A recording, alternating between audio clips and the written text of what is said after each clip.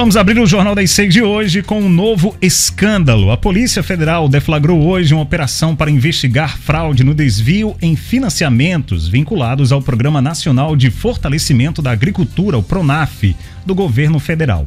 Entre os crimes apurados, a corrupção ativa, corrupção passiva e lavagem de capitais. Foram cumpridos 3 mandados de busca e apreensão em Natal e Nova Cruz. Segundo a Polícia Federal, a investigação, que resultou aí na Operação Chupim, começou com uma apuração interna do Banco do Brasil, que identificou a atuação irregular do gerente da agência bancária em Canguaretama, em cerca de 85 financiamentos do PRONAF, com prejuízo potencial de R$2.180.000. Ainda, segundo as diligências, houve financiamentos fraudulentos em que os mutuários sequer sabiam do negócio realizado, pois eram contratados fictícios, sem efetiva entrega de animais. Também houve financiamentos com sobrevalorização dos animais negociados. Boa noite, Gustavo Negreiros. Boa noite. Grave isso, né, Gustavo? Grave isso. Boa noite, Tom. Boa noite, Narte. Boa noite a você, ouvinte da 96. Tom, isso é algo que houve em Canguaretama, mas é que se repete pelo que eu escutei, principalmente depois que eu postei o release da Polícia Federal lá no blog. Eu escutei de vários cantos aqui do estado do Rio Grande do Norte. É uma verdadeira máfia que envolve movimentos rurais, que envolve servidores da Emater, que envolve funcionários de instituições bancárias. Isso tem a supervalorização do gado, o troco do gado. Me disseram o seguinte: Gustavo, é um gado, eu não sei como é o nome, é uma vaquinha, não sei, tem um nome aí, custa R$1.200, se bota R$2.000, aí desses R$2.000, R$1.200 é do vendedor, R$200 é de gerente, 200 do servidor, e tem um troco para o pessoal do assentamento, dos movimentos. Então, assim, a Polícia Federal tem que ir com força em cima disso. Teve uma época, não muito distante aqui do Rio Grande do Norte, que tiveram que, quando você compra um gado, tiveram que ferrar.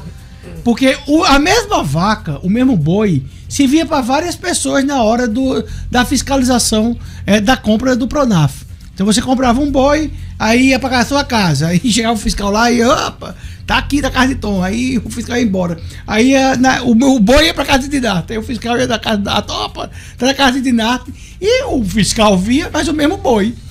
Para um só boi para várias operações. Isso é um negócio gravíssimo. Isso é uma ajuda do governo federal, mas que está, daí da Justiça Federal, daí isso é uma operação da Polícia Federal, mas está com seríssimos vícios aqui no estado do Rio Grande do Norte, que é muito interessante. Agora, isso aí, a polícia talvez não vá muito atrás, porque é coisinha pequena. A questão aí foi um gerente do banco que fez 85 operações que dava usando nomes de gente que não tinha nem nada a ver. Então ele movimentava a conta na agência que ele era gerente. Bom, mas tem que se buscar isso com muita seriedade, porque isso não é algo que ocorre apenas em Canguaretama, em Nova Cruz, não. Isso está ocorrendo em várias cidades do estado do Rio Grande do Norte. Dinarte Assunção, boa noite. Boa noite, Tom. Boa noite, Gustavo, os ouvintes, os espectadores. Esses programas, já chamam você de Enio. Esses programas, Tom, a gente tem que ter cuidado. Enio é muito mais bonito que Tom. Concordo, Gustavo. Tenho que concordar com você. A gente tem que ter cuidado ali para só jogar a água fora e não jogar o bebê junto, né? A água do banho. Mas infelizmente são corriqueiras as notícias de que há fraudes nos programas voltados especialmente a beneficiar populações que não têm muito acesso a crédito. O PRONAF ele foi criado justamente para facilitar a vida do agricultor familiar. Tanto é que, se eu não me engano, um dos critérios para ter acesso ao PRONAF é que o dinheiro que você vai empregar seja em 80% da produção, de sua produção. Então assim, é muito específico, é muito destinado ao agricultor familiar. Não estamos falando aqui de grandes corporações, de grandes fazendas, é agricultor familiar. E muitos deles, Tom, sequer sabiam que tinha financiamento no nome deles. Quando foram confrontados, tá aqui um financiamento no seu nome. No meu nome? Mas o dinheiro, cadê esse dinheiro? E aí, ponto 1, né? Ponto 2, as instituições envolvidas, Banco do Brasil, um gerente do Banco do Brasil, um servidor da Emater, que ainda se trata aí como suspeita, mas me chama a atenção como é que as pessoas, a quem foi destinada a função de gerenciar, de facilitar o acesso desses agricultores familiares aos recursos, que eles invertam.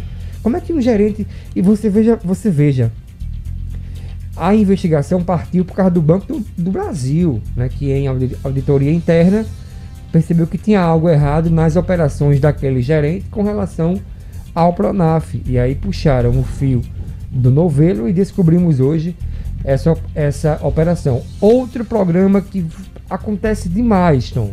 Acontece demais esse tipo de fraude. Seguro defeso.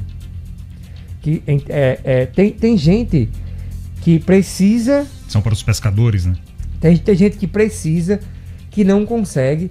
E tem gente que nunca viu uma praia, nunca viu o mar na vida. Brasília tinha muita gente cadastrada, e recebe, né, o seguro defeso. Então, assim, é muito triste você ver que programas como esses, por isso que eu falo em jogar fora só a água do banho e não beber, porque tem que combater esse tipo de coisa, mas manter esses programas. Agora, nada a ver, mas é porque é uma operação.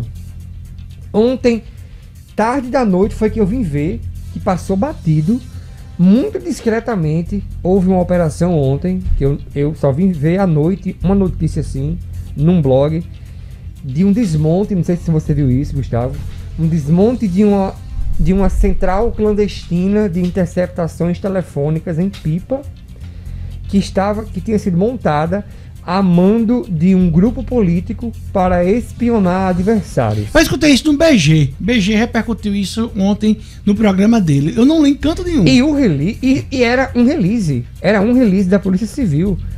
E o release dava conta, justamente, o release despertava curiosidade porque não dava nomes, mas dizia o pecado, não dizia os santos. Olha, foi preso um cara de TI, porque foi ele que montou a central clandestina que grampeou de toda a região, né? Grampeou telefones de adversários políticos e ele foi contratado por um grupo. Gente, cadê os nomes dessas criaturas que estão envolvidas? Porque você pelo release, Tom, eu percebi que o técnico lá em TI fez tudo sozinho. Conseguiu grampear os telefones. Quanto é baixa a nossa política, conseguiu, né, grampear os telefones de adversários, tinha material e estava municiando quem contratou com as ligações gravadas ilegalmente. E tudo isso, o que o texto se limitava a dizer que foi na região agreste, mas não dizia quem é o grupo que foi alvo. É o pessoal de Goianinha. O grupo que foi alvo e o grupo que contratou as interceptações telefônicas, que estava instalada, a central estava instalada na Praia da Pipa. É um negócio impressionante e agora nós estamos na véspera de uma campanha política, né? Vamos ter eleições no dia 15 de novembro em todo o Brasil e segundo turno uma semana depois para aquelas cidades que o candidato que tenha mais votos não tenha conseguido 50% mais um voto dos votos válidos, cidade com mais de 200 mil habitantes. Aqui no Rio Grande do Norte, 200 mil eleitores. Aqui no Rio Grande do Norte só tem uma cidade com mais de 200 mil eleitores, que é Natal. A segunda maior cidade, Mossoró, está com 175 mil eleitores. A terceira maior cidade ficou com Parnamirim, com 125 mil eleitores. Então, assim, Natal o Rio Grande do Norte só tem 3 cidades com mais de 100 mil eleitores: Natal, Mossoró e Parnamirim. Voltando a falar do Pronaf, sabe o que me chama a atenção? É que quando geralmente se fala em corrupção, a gente já liga a políticos, né? Então, assim, a corrupção ela está inserida não só na política, mas em vários meios da sociedade. Na nossa sociedade é uma sociedade muito corrupta. Quando você fura fila, você é corrupto. Você fazer um gato em casa, você está roubando energia. Pegar uma internet pirata, você também está roubando. E muitas dessas pessoas estão criticando os políticos corruptos. Eu acho, sabe, que isso aí tem gente que diz assim, é exagero, mas não. Eu tenho pra mim que isso demonstra, sabe o quê? A circunstância. Porque quem fura a fila, como é que se comportaria alguém, por exemplo, que faz um gato, ou que comete esses pequenos delitos que não são delitos? Como é que se comportaria uma pessoa dessas diante da possibilidade de ter acesso a dinheiro público e passar pela cabeça dele que assim, ninguém vai saber? Como é que se comportaria? Porque assim, pra mim, é aquele ditado: a ocasião faz o ladrão. Faz. Isso ocorre muito. A facilidade. Você tá no local e de repente tem um corruptor. Porque também não só tem um corruptor, que é tão corrupto quanto aquele que recebe a propina. Então vem um corruptor e começa a tentar aliciar, como se alicia criança, certa coisa. Tem um aliciador da corrupção. E aí, por exemplo, tanto pode ter sido um político que tenha chegado para essa pessoa de TI e tenha dito: olha, eu preciso desse produto, ou então a pessoa do TI pode ter chegado para o político e dizer assim: eu tenho esse produto. Mas isso não tira a culpa do político? Não, nenhum, não. Tanto é que tem a corrupção ativa e a corrupção passiva. Elas são passíveis da mesma tempo de condenação de 2 a 12 anos no Código Penal. O ativo é aquele que paga, e o passivo é aquele que recebe o produto da corrupção. Então, assim, eu não estou dizendo que se tira a responsabilidade, mas assim, como é que chegam 2 pessoas para combinar isso? O cara desenvolve, por exemplo, um negócio de corrupção e vai atrás de clientes, ou o cliente chega para um cara muito inteligente, preparado de computação e encomenda? Gustavo, eu vou trazer aqui mais detalhes do negócio da central telefônica, porque os suspeitos, segundo uma matéria que eu vejo aqui no Agora RN, eu não sei se me parece que ainda é parte do release. Os suspeitos, Gustavo, envolvidos aqui na ação, foram 2 vereadores e um secretário de Goianinha. Não diz os nomes, mas teria sido eles.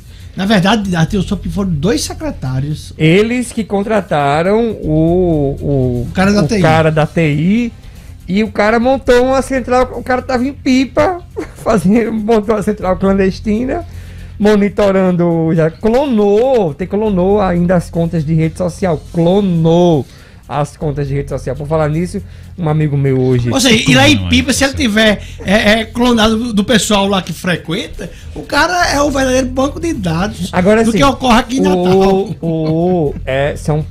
Se eventualmente a polícia, né, aprendeu tudo, mas até onde eu sei, tipo, vamos supor que o cara, esse hacker, identificou nas conversas grampeadas algum tipo de crime, né, por parte dos adversários do grupo que contratou. Não poderão usar porque é uma prova ilícita. Mas isso espalhado nas redes sociais causa um estrago, mas e o juiz também escuta. Mas de qualquer forma, aquele negócio do fruto da fruto contaminado. Da árvore envenenada. O fruto contamina toda a cesta. Aí não vale.